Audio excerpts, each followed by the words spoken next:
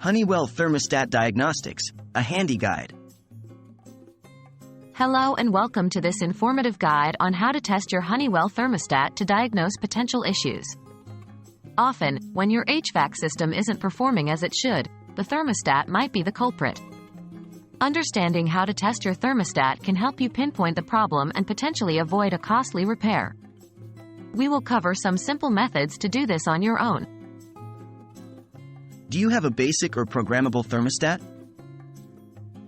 Before we dive into the testing methods, it's important to identify the type of thermostat you have. Honeywell produces both basic and programmable thermostats.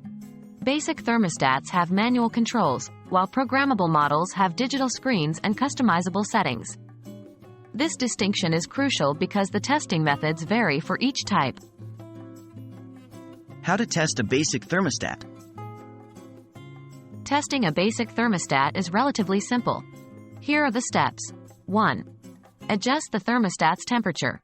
Turn the temperature setting at least 5 degrees below the current room temperature and listen for a click.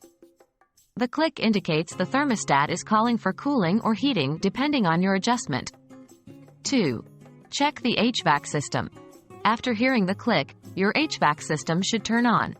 If it doesn't, it indicates a potential problem with your thermostat or HVAC system. How to test a programmable thermostat? Programmable thermostats require a different testing approach. 1.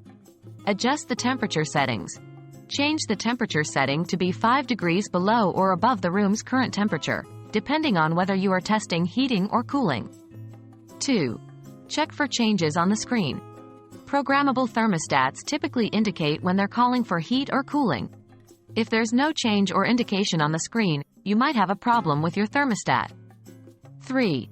Verify the HVAC system's response. Like with the basic thermostat, your HVAC system should start up following the thermostat adjustment.